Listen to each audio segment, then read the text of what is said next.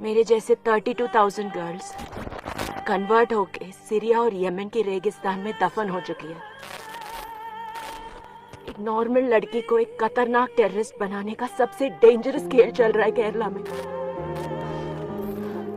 पिछले 24 घंटे में द केरला स्टोरी के बारे में बहुत मूवीज रिव्यूज आए। एनडीटीवी ने कहा क्रिंज वर्ती, स्क्रोल ने कहा इस्लामोफोबिक, इंडिया टुडे ने कहा bad direction worse writing, Indian Express ने कहा पुअरली एक्टेड रैंट और द प्रिंट ने कहा कॉमिकली एग्जैजुरेटेड प्रोपेगेंडा। देखिए, मैं ये नहीं कह रहा कि ये फिल्म रिव्यूज गलत हैं, लेकिन एक टाइम था जब इन फिल्म रिव्यूज के कोई मायने हुआ करते थे, जिसकी कोई वैल्यू हुआ करती थी। ये रिव्यूज फिल्म का मेक और ब्रेक करते थे। लोग भी इन रिव्यूज को ध्यान से पढ़ते थे, फिर acting, action, direction, story line, cinematography, नहीं तो कम से कम एटलीस्ट फिल्म के गानों पर पिक्चर को आंकते थे। लेकिन आजकल ये सब देखा नहीं जाता है। न्यू इंडिया की ऑडियंस अब अलग हो चुकी है, उन्हें कुछ और चाहिए। ड्रग दो, ड्रग दो, ड्रग दो, ड्रग दो, ड्रग दो, मुझे ड्रग दो। एक तरीके से इन्हें ड्रग ही चाहिए। और ये नया पार्टी वाला ड्रग कौन सा ड्रग है, कैसे लोगों तक पहुंचाया जाए, डिलीवरी मैकेनिज्म क्या है, ये बातें डायरेक्टर सुदीप्तो सेन और केरला स्टोरी में 30 करोड़ रुपए लगाने वाले प्रोड्यूसर ने अच्छी तरीके से समझा है। वैसे इनको इतना भी क्रेडिट नहीं देना चाहिए, बट ले लो यार।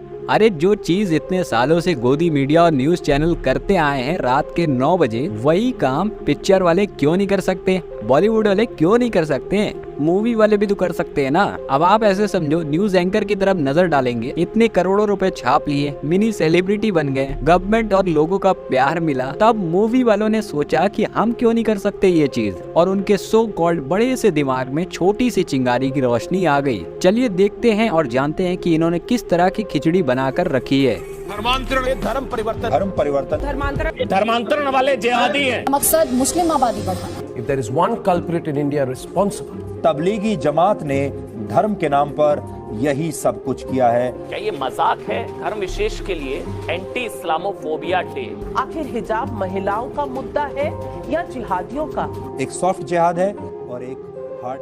द केरला स्टोरी की स्टोरी लाइन, अगर स्टोरी लाइन है तो वो वहाँ से शुरू होती है जहाँ से न्यूज चैनल और व्हाट्सएप यूनिवर्सिटी ने हमें लाकर छोड़ा है। लैंड जिहाद, यूपीएससी जिहाद, कोरोना जिहाद और पॉपुलेशन जिहाद से आपका मन ना भरा हो, या फिर आपको हर रात 9 बजे प्राइम टाइम न्यूज की तलब हो रही हो, या फिर अर्नब, सुधीर, अमीश, अमन के मुंह से निकला हर एक शब्द आपको मोती लगता हो, या फिर व्हाट्सएप पे बहुत जल्द होने वाले गजवाए हिंद की वजह से आपको रात में नींद न आती हो, तो यकीन मानिए आपको केरला स्टोरी पसंद आएगी। दुनिया की कोई ऐसी ताकत नहीं है जो आपको इस पिक्चर को देखने से रोक ले। और अगर आप व्हाट्सएप से अपनी पढ़ाई पूरी किए हो, यानी कि आप व्हाट्सएप यूनिवर्सिटी से ग्रेजुएट हो, तो पिक्चर खत्म होते होते आपके मुंह से BMKJ और BKMKBK नारे भी लग जाएंगे। और इस बात की गारंटी मैं देता हूँ, अगर नहीं होता तो पैसे वापस। इनफैक्ट इस मूवी के इतने सारे खराब रिव्यूज होने के बावजूद, कोर्ट में 32,000 डिसअपीयर्ड गर्ल्स का फ्रॉड सामने आने के बावजूद इस पिक्चर की बम्पर ओपनिंग हुई है और सुपर हिट भी ये पिक्चर बन सकती है बहुत ही जल्द। तो आखिर इतना सब कुछ चंगा है तो हमको क्या तकलीफ है भाई, क्या तकलीफ है इनको?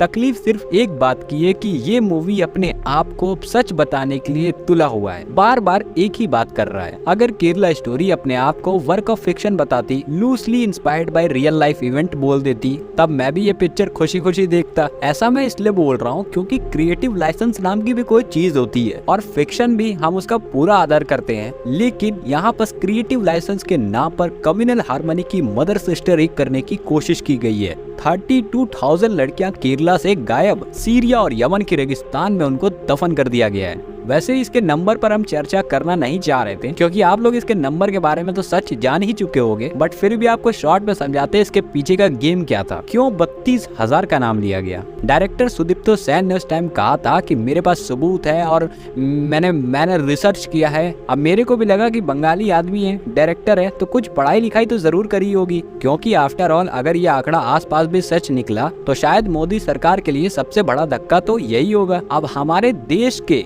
एक स्टेट से सीरिया के लिए, आईसिस के लिए इतने सारे लोग ताबड़तोड़ भाग गए और सरकार बिल्कुल चुप। ना उसको खबर है ना उसको एडमिशन है। मतलब नीरव मोदी, विजय माल्या, मेहुल चौकसी की तरह 32,000 वुमेन सीधा गायब। लेकिन द केरला स्टोरी की मेकर्स का खेल तो देखो। मार्केटिंग में नाइकी और एडिडास भी ना सीखेंगे, उनके सामने पानी पिएंगे। पिक्चर की रिलीज होते होते मतलब मेन ट्रेलर आते आते ये 32,000 का आंकड़ा गायब। इनफैक्ट फ्राइडे को जब पिक्चर का first day first show release हो रहा था, केरला स्टोरी के प्रोड्यूसर ने कोर्ट में बोला, अच्छा ये जो 32,000 का जो आंकड़ा है पिक्चर में, ये हम अपने मतलब ट्रेलर से हटा देते हैं। इनफैक्ट द केरला स्टोरी की पूरी पिक्चर 2 घंटा 18 मिनट देखने के बाद 32,000 का आंकड़ा सिर्फ एक बार मेंशन होता है in passing as a claim. कोई फैक्ट्स नहीं दिए जाते, कोई डेटा नहीं दिया जाता, कोई प्रूफ नहीं दिया जाता। अब जैसा न्यूज चैनल वाले करते हैं, कभी पकड़े जाते हैं तो सॉरी बोल देते हैं, वैसे ही काम इस पिक्चर ने भी किया। कोर्ट में बोल दिया कि अच्छा ठीक है यार, ज्यादा प्रेशर डाल रहे तो ये 32,000 का जो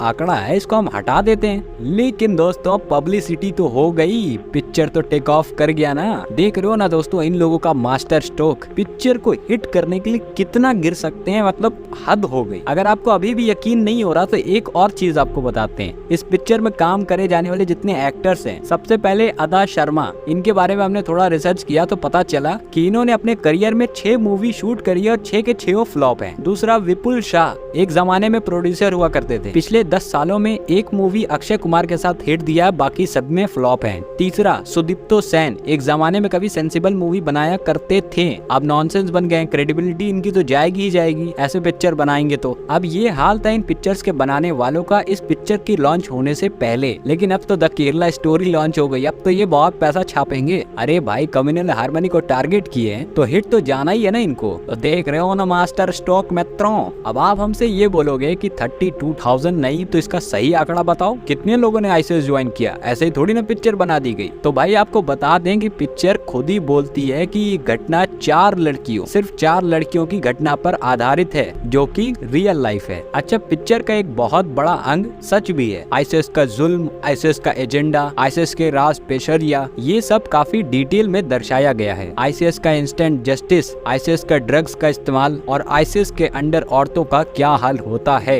ये सब जितनी भी चीजें डायरेक्टर सुदीप्तो सेन ने बहुत बेखूबी से दिखाया है, बहुत ब्लडली दिखाया है, काफी खून खराबा है, काफी असॉल्ट है। इतनी डिटेल में आईसीएस के बारे में शायद आज तक अर्नव, सुधीर, अमीश, अमन ने आज तक बात नहीं करी होगी। अब सबसे बड़ा जो खेल खेला गया है द केरला स्टोरी में वो ये है कि आईसीएस का यमन, सीरिया में होने वाला सच को केरला से कितना बखूबी लिंक किया गया है, जोड़ा गया है और अपने एजेंडा को आगे लाया गया कि केरला एक टेररिस्ट प्लेग्राउंड बन चुका है। केरला में रिलीजियस कन्वर्जन एक इंडस्ट्री है, ताबड़तोड़ कन्वर्जन हो रहा है। केरला में हिंदुइज्म एकदम बकरी बने फिर रहे हैं, जो भी उन्हें लॉलीपॉप दे देता है, बहला फुसला देता है, वो तुरंत कन्वर्ट हो जाते हैं। अब देखिए इसमें कितनी बढ़िया सिनेमेटोग्राफी है, कितनी बढ़िया स्टोरी लाइन है। केरला में नर्सिंग कॉलेज में अदा शर्मा जाती हैं, जो कि हीरोइन है। पीछे आप देख सकते हो ओसामा बिन लादेन को सेलिब्रेट किया जा रहा है, इंडिया को इंपीरियलिस्ट फोर्स बोला जा रहा है। अब देखो मेरे को कोई नहीं बोलेगा, वो केरला है, वहाँ ऐसा ही होता होगा। अब अदा शर्मा जो शालिनी उनी कृष्णन है, उन्हें ब्रेन वॉश किया जाता है बहुत आसानी से। साथ ही शालिनी की फ्रेंड को भी ब्रेन वॉश किया जाता है। शालिनी बाद में यूएन ऑफिसर्स को बोलती है सेव माई केरला। पूरे केरला को टाइम बॉम्ब बना के रखा है, खत्म हो जाएगी पूरी गॉड जोन कंट्री। मतलब ये केरला नहीं है, कोई केला है जिसको कोई भी कुचल दे। अगर आपको मेरा एक्सेंट अच्छा नहीं लग रहा है तो अदा शर्मा का एक्सेंट देखने के बाद आप अपनी जान ही ले लोगे।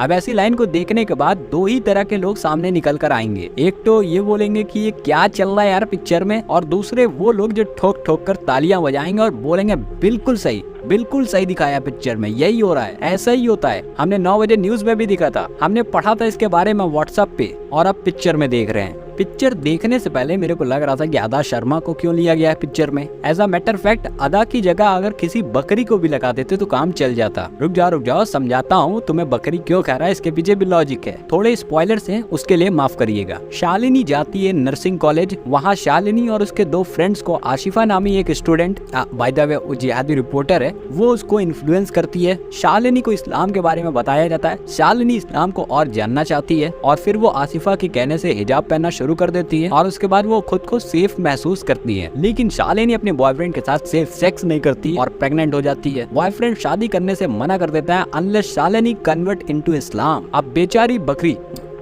बेचारी अदा उसे कन्वर्ट करने के लिए वो राजी हो जाती है फट से। अब शालिनी के अंदर हो सकता है छुपा हुआ एक व्लॉगर था, वो सीरिया जाने के लिए तैयार हो जाती है। लेकिन सीरिया जाने से पहले शालिनी हनीमून पर होती है श्रीलंका में। फिर उसके बाद कॉलेज फ्रेंड का उसके पास कॉल आता है और शालिनी का फ्रेंड कहते हैं जो उसका सो कॉल्ड बॉयफ्रेंड है वो एक रिक्रूटर है और उसी गैंग के लोगों ने शालिनी के 2 और दोस्तों को फंसाया था, एक का रेप किया था और एक ने सुसाइड अटेंड कर लिया। लेकिन शालिनी फिर भी नहीं समझती है, उसका ब्रेन वॉश हो चुका है और फिर वो अपने नए पति न्यू हस्बैंड के साथ फिर भी सीरिया चली जाती है। अब शालिनी को रेड फ्लैग के बारे में भी नहीं पता था कि आपका बॉयफ्रेंड आपको प्रेग्नेंट करके भाग जाए तो आप दूसरे आदमी से शादी नहीं कर सकते, ये एक रेड फ्लैग है। लेकिन शालिनी तो बकरी है ना, उसे क्या मालूम। मैं लिटरली बता रहा हूँ दोस्तों, इस स्टोरी लाइन में इतने छेद हैं कि एक 5 साल पुराने अंडरवियर में भी छेद नहीं होंगे इतने। लेकिन मैं 100% श्योरिटी के साथ बता रहा हूँ कि अगर आप इस पिक्चर को लॉजिक के साथ देखने जाओगे तो आप अपना सर पकड़ लोगे। तो क्या ये शालिनी की जो स्टोरी है ये पूरी तरीके से झूठ है? तो मैं ऐसा नहीं कह रहा, नॉट रियली। 4 ऐसे केसेस हैं जहां लड़कियां अपने हस्बैंड के साथ रिलीजियस कन्वर्जन के बाद अपनी मर्जी से सीरिया गई, फिर हस्बैंड मारे गए और वो अब इंडिया आने की कोशिश कर रही है। हम लोगों ने बोल दिया thank you, not welcome. ICS दुनिया भर से अपनी तरफ फंडामेंटलिस्ट को खींचती है, इसमें कोई डिबेट नहीं है। इनफैक्ट 100 से ज्यादा लोगों को अरेस्ट भी किया गया है कि जो सीरिया जा रहे थे या फिर सीरिया से आ रहे थे। लेकिन ऑर्गेनाइज रिक्रूटमेंट 32,000 मिसिंग, इसका ना कोई सबूत दिया गया है ना कोई एविडेंस क्रिएट किया गया है, बस एक प्रोपेगेंडा बनाया गया कि जिससे आप इस मूवी का टिकट खरीदो। तो दोस्तों आपको एंड में यही सजेशन देंगे कि अगर आपको ये पिक्चर द केरला स्टोरी देखना है तो देखो, नहीं देखना तो मत देखो, लेकिन कम से कम इस खतरनाक प्रोपेगेंडा का शिकार मत बनो।